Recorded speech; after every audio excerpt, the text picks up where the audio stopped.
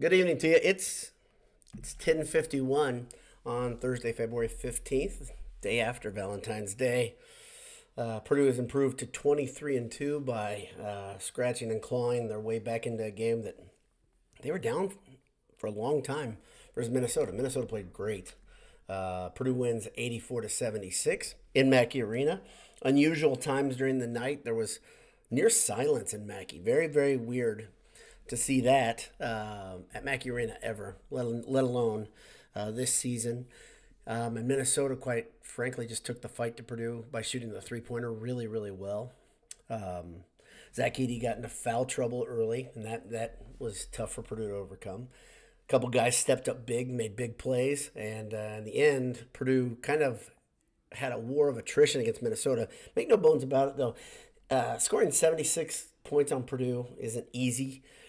Purdue scoring 84 points is solid, but especially solid. That second half effort offensively was big. The first 10 minutes of the second half were big. I'm going to talk all about my theories, look at the stats, listen to what you have to say. But first, before I do it, you're probably wondering, I can already see the look on your face. Where did you get that sweatshirt, B-Dowd? Well, I went to Home Field Apparel. Head over to homefieldapparel.com. If you enter Boiled23, you get 15% off. But right now, they have another code that I would highly suggest. Go on to Home Field's Twitter feed, find that code. Because of the relationship with Purdue's NIL collective, you can get 20% off right now. And I'd rather have you get the extra money off than us get credit for it. We really don't get much credit for it, honestly. But go find that code. You get 20% off at checkout. And I think if you've used our other code, I think you can use that one again. I'm not positive, but I think so. And then when you're on campus, there's a place you gotta go there. Go there right there. You head over towards Vine. You head to the fire station. And then you just start looking around for Adam. He's going to be out there probably. He's probably out on the sidewalk ushering people in. Come right in. Come into the warm, glowing glow of my establishment. Adam and Jake will be out there. And inside, you're going to find burgers, beef, and beer. But if you want to go there before, if you want to go before and order ahead so your food's ready, piping hot when you sit down in a comfy booth while you watch some college basketball, go over to eatajs.com. AJ's is a great place. Like I said, I love their staff. I love their food. Look at me. You too can have a body like this if you enjoy AJ as much as I do. I challenge you. Go make it happen. All right. So, like I said, Purdue has improved to 23-2. This time last year, much different. They were 23-2. That's the crazy thing. Now, let me ask you a question. If you're a doubter or a hater, whatever you want to say, whatever weird terminology you want to use, does this feel like last year to you? Does the way Purdue played, feel like last year? Because it's pretty different. I'll tell you why it's different.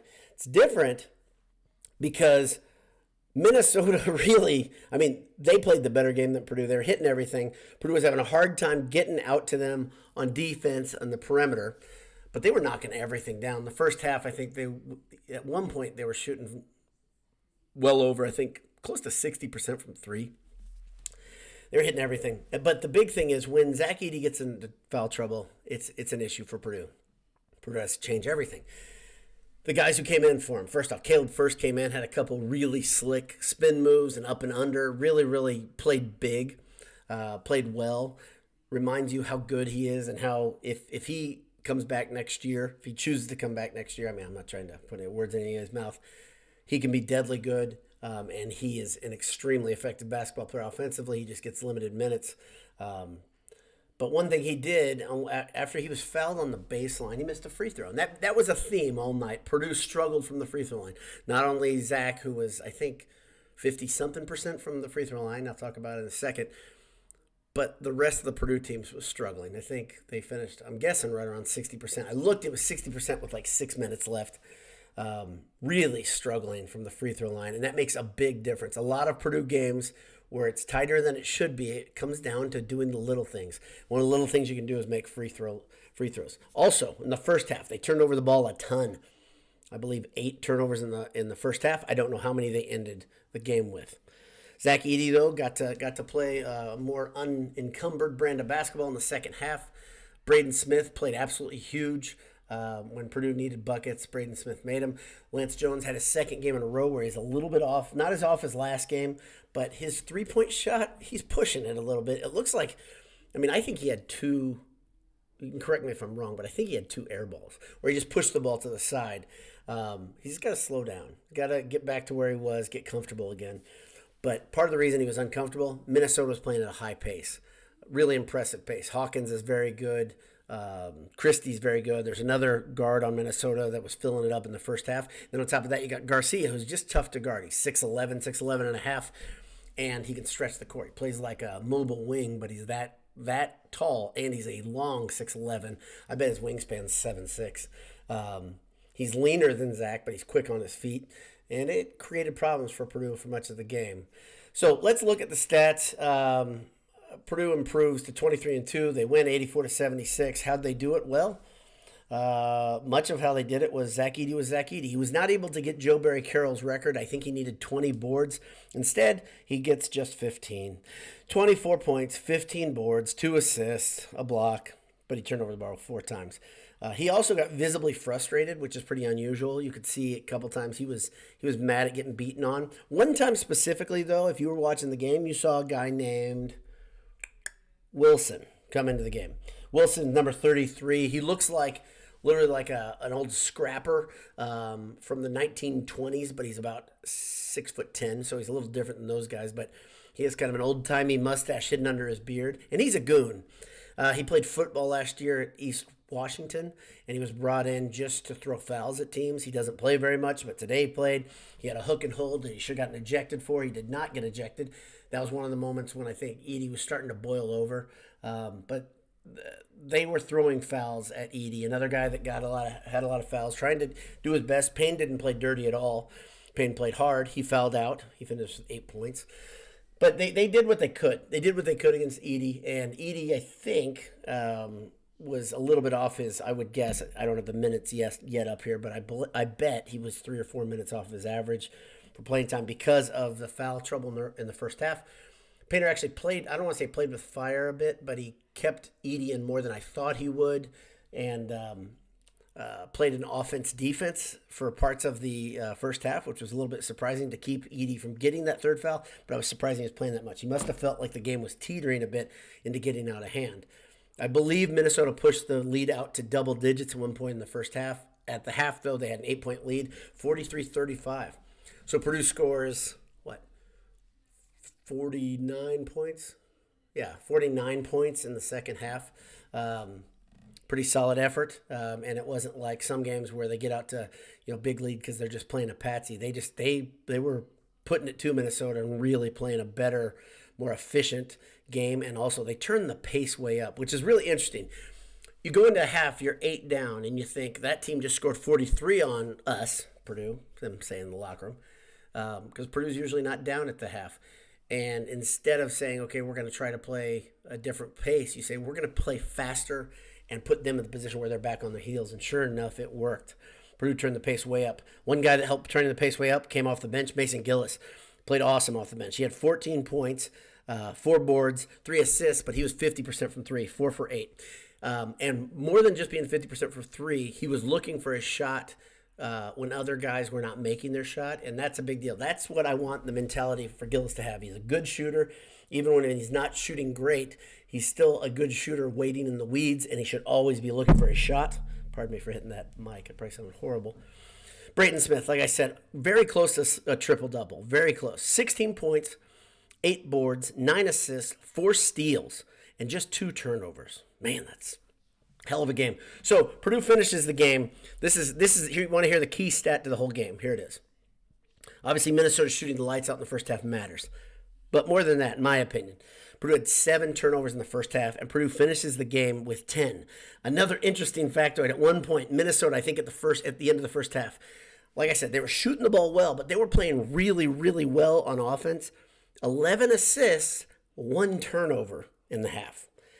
Pretty incredible offensive basketball. I think Purdue was not playing as well as they could on defense. In my opinion, whenever a team's shooting that well, you've got to do everything you can to knock them out of rhythm. Purdue was still giving up open looks even when they were down. But that, 7-8 minute span in the first half where Minnesota was just thumping Purdue. It was almost like halftime came like saving a boxer who's getting beaten up, and him getting the time to go into the corner and take some smelling salts. And Painter did a good thing, though. He adjusted well. I think a lot of people give Painter a hard time for not making adjustments at halftime, but most of the time he doesn't have to. In his defense, most of the time Purdue is just laying the wood to teams in that first 10, 15 minutes, right? So it's kind of good to fight through a game like this, but it's kind of crappy that it was still, a one-possession game with 3.5 minutes left. And then Purdue made plays down the stretch and fouled both Payne and Garcia out. Garcia played huge, 24 points, 3 boards. It's excellent. Lance Jones, so he finishes with 12 points, 2 assists, no turnovers. But he wasn't hunting his shot. He was 2 for 6 from 3, not awful. But like I said, I didn't like what I saw. So I'm hoping he can get some of that back. I think the big thing is it's a bit of a snowball right now for Lance. You can tell he doesn't feel as good about his shot as he did just a week ago. So he's got to get that back. And Trey Kaufman-Renn, kind of right around what he usually puts up. But 9 points and then 8 big boards, 2 assists, and he helped keep things at bay while Edey couldn't play. That was a big deal. Again, another guy, like I said, off the bench, first had 6 points, 3 boards. Let's see. So he only missed 1 free throw. He was 2 for 3. That was a little hard on him, lumping him with everybody. Purdue finishes the game 59.4% from the free throw line. Awful. Made their threes, so 47.4%, and field goal shooting was good too. On the other side, Minnesota made all their free throws. Minnesota played well. They shot so they did end up shooting under 50% from 3. Purdue turned up the pressure on them in the second half, made things more difficult, played tougher. I think Minnesota was playing hard. They were playing. Jay talked about this in our chat that Minnesota didn't look to be at all bothered by the pressure that Mackey exerts on some teams. Played very, very veteran brand of basketball. Minnesota, I think they're on the bubble. They're 15-9 right now, but they're playing really well. The problem that they've got, and they've done this a couple times, LBD told me this, that they have the tendency to get leads and lose them. This isn't new for them, but it surely, this would have been a game that could have helped get them in a real good position for the NCAA tournament. Thanks to all you for tuning in. Let's look at the comments. Like I said, it's not. That's weird. It wasn't a thing of beauty, but winning again in the Big Ten is a big deal. It's unusual for a team to really give it to Purdue and really take the paint crew out of a game, but they kind of did. Paint crew was crusty and veteran-like, and they kept fighting too. But it was quiet in there for a little bit. Okay, Joe Inslee, he's first. Every win is beautiful. And, oh, by the way, this is Purdue's 9th straight win, I believe. They've had a 7-game winning streak, a 7-game winning streak, and now a 9-game winning streak.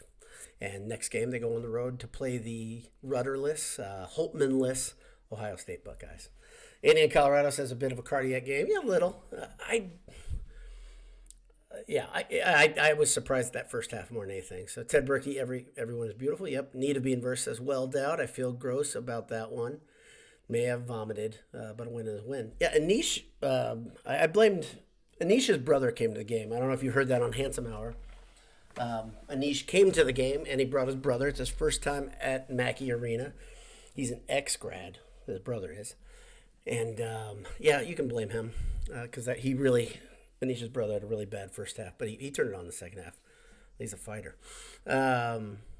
Jeff says, how about that Minnesota tight end? Yep, that's the guy I was talking about.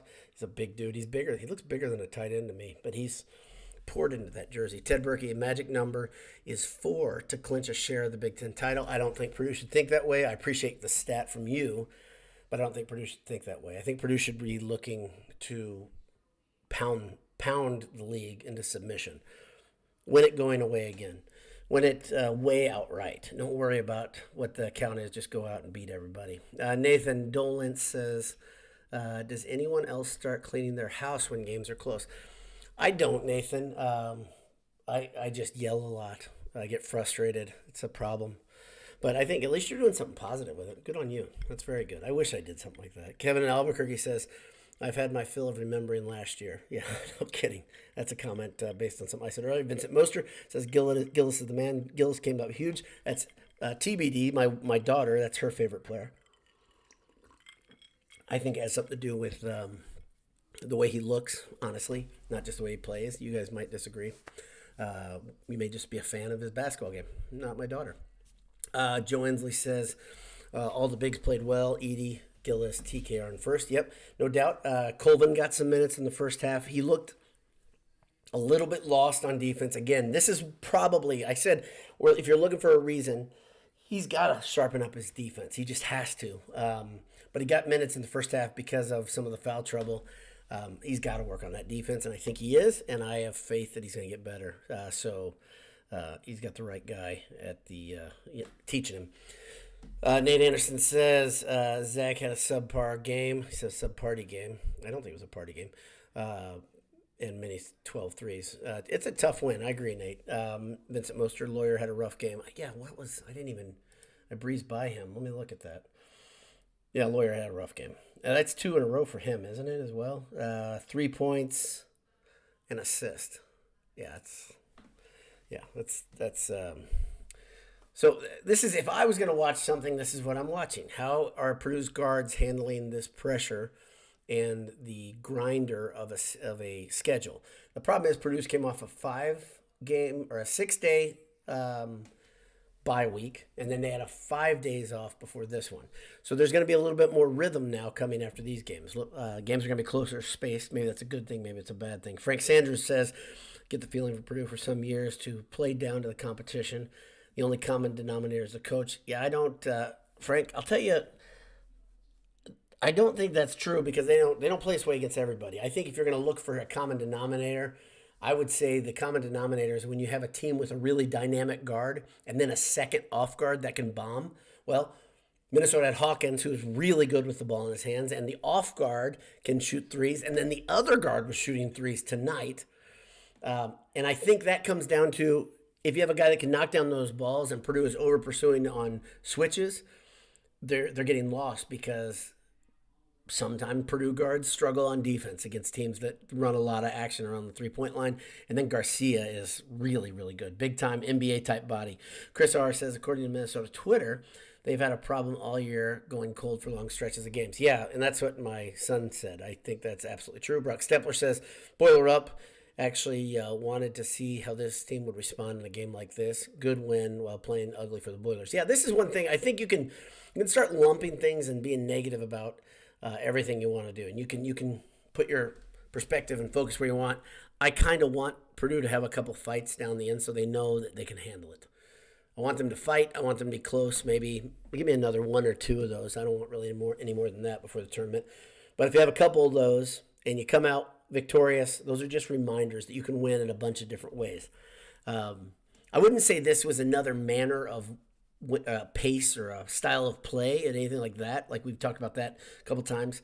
It's different than that. It's just a team that was scoring and hitting a lot, and Purdue had to kind of stay the course. But they really needed to turn some ratchets on the second half, and they really did a good job on defense. They were bad in the first half. Let's call it what it is. Jay Huff said we beat a guard-heavy team that shot lights out from 3. This team is built different. I like to look at it that way. I hope I'm right. Hope you're right. Man, our free throw shooting is making me uncomfortable. 59%, says J-Tent. Yeah, that's something to be worried about. Turret Camel says our defense and free throws, yeah, they will make you cry. Joe Inslee, Garcia played like he did against Purdue at the casino in Connecticut when he was playing for Carolina. Yeah, that's a good point. His hairstyle was different back then. But yeah, let's not forget, Garcia is a big-time recruit. I think he's a high 4-star, maybe a 5-star, but he was a big-time recruit. He played like a big-time talent today, and he's a good player. He's a good player, there's no doubt. Nathan Dolant says Edie's quick 2 fouls lead to lots of time on the bench, plus 9 Minnesota first half threes. Kept the game close. Yeah, the record on the radio, they were saying the record was 12 or 13 three-pointers and a half. I don't know who it was by. And they started talking, Bobby Bucket started talking, well, would they get that? Were they close? And thank God they didn't get much closer because Purdue would have had a deeper hole to dig out of. Nolan 23 says refs had Minnesota plus team. The refs were typical Big Ten refs in that they were bad. They were bad. They reviewed a foul late on Edey because Payne fell hard. It was a collision of two massive men, and they thought they'd get involved. So, yeah, refs are refs. Jack-O-Lantern22 says, if you swung by AJ's pregame today, you might have seen a niche. Yep. I believe he was signing kisses and autographing babies. That's true. He was. That's his thing. The signing the kisses is pretty neat when he does that, but the autographing babies is tougher, especially if the baby's asleep. You don't want to wake up the baby, but he always has he's a soft signature with the Sharpie. And in Colorado, Purdue is such a better team this year than last year. They were really good last year. I think that's my takeaway. It's the way I'm seeing things. Ed Albanese calls the game ugly, but says TKR can't hit nothing. Really needs help. I'm gonna go ahead and pull back on the TKR hate. I'll tell you why. TKR is number one. I still don't like that lineup that he plays much of his minutes in. It's kind of funny. You look at he's playing in I think it should always be Gillis starting, but Painter does it for multiple reasons. There's a great article, though.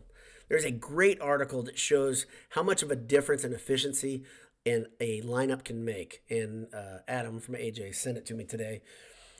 And it just talks about the most efficient Purdue offensive lineup is Smith, Lawyer, Morton, Gillis, and Edey. It's just a better mix of players. Morton doesn't look for a shot. He looks to rebound and distribute.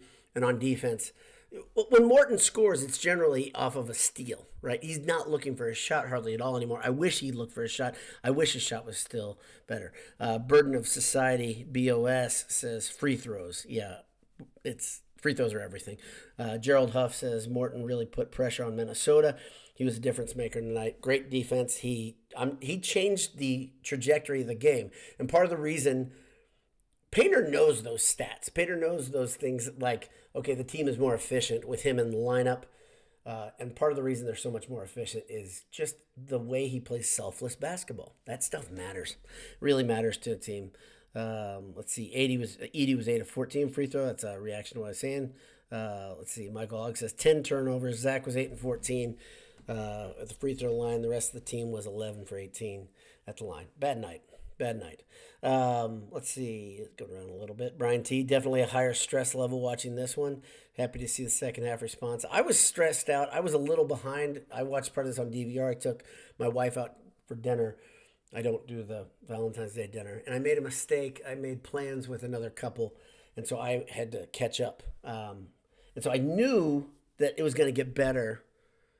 And I still was frustrated. Still was very frustrated watching it. Albuquerque Boiler says exhale word, man. Nolan 23, Wilson equals a goon. He should have been tossed. Brian T says Colvin was getting lost on D a lot during the first half. I'm pulling for him to learn the system. Same here. And I think he will, like I said. But I think I know there are a lot of people that are just Colvin apologists, right? They're just saying put him in at all costs. But you can see when he is in there on defense, it's so let's look at some other factors, right? A lot of people, myself included, have called out Fletch on defense because they said, okay, he struggles. So the guy who's backing him up struggles more. I think Colvin is a better shooter than Fletcher Lawyer. He is percentage-wise.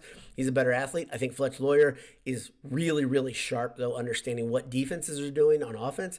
He doesn't really force anything. Today, he didn't look for much of a shot at all. But on defense, he struggles, but Colvin struggles more. The good news, the upside for Colvin, let's compare it to, I don't know if you guys remember when Etuan Moore was a freshman. He was not a great defender. And Etuan Moore is not even close to the athlete that Colvin is. Quickness, the ability to jump, that sort of thing. When you're that quick and when you have lateral quickness and you can get off the court quickly, you can do a lot of things on defense a lot of guys can't. So I think Colvin's upside is there. I think that probably frustrates Painter a little bit that he can't use that athleticism on defense yet. So, but I think it'll come. Ed Albany says, how come that hit on Lawyer from Garcia was on Lawyer. Yeah, that was a bad call. A lot of bad calls. Let's see. Vincent Moster says that foul they called on Fletch when Lawyer knocked him over from behind might have been the worst call I've ever seen. No, we've seen worse. We've seen many worse. I can think of one this year. The one that really got my goat this year, one angered me as much as anything. Number one, there's been two flagrants called on Purdue that were complete crap this year. But the one where Boo Booey stopped and then leaned into Jones as he crossed the timeline versus Northwestern in overtime, right? No, it wasn't in overtime. I think it was in regulation. That was a complete bullshit call, and yeah, there's been some worse, and that's just this season. That one comes up. Vince Mostert says, "Okay, Jack Stuckey. Water always finds it level. They reversed to their mean with the 3-point shooting in the second half. They still shot it pretty well, but yeah, that's going to happen, right? Sometimes it doesn't happen in a game, though, right? Sometimes a team stays hot the whole game, and they did cool off. But I think Purdue's defense had something to do with that. B Wayne 85 says, "Joined late, missed the ice cubes in the drink. Don't have to miss it, okay?" There you go. All right. Let's see. B. Murph says Lance Jones played a little unhinged tonight with his shot selection. Completely agree. He was off. Gerald Huff increasing the pace in the second half, got many gassed. Yep. They were in foul trouble. Judith Johnson says, "Damn, Minnesota has some big guys. They got that one big dude. I think specifically probably got your attention. He's a beast."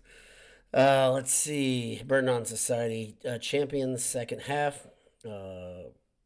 Great D to start play. Good. Looked like they knew how to win. Let's see. I'm going to get them. Oh, boy. Got a lot of comments still. Ben Cotton says, "I was really hoping Braden would get a triple-double tonight. He gave it a good try. I think he'll get one tonight. I still think he's going to get one this season. I know he's going to get one next season.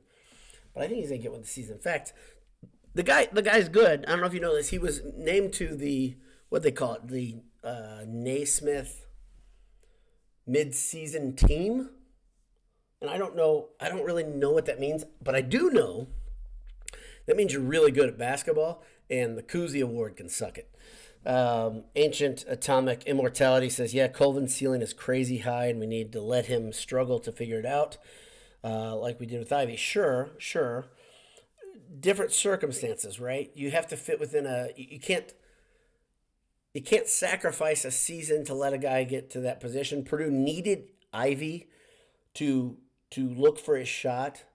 I would say Ivy was a better player out of the gate because he was bigger and stronger right away.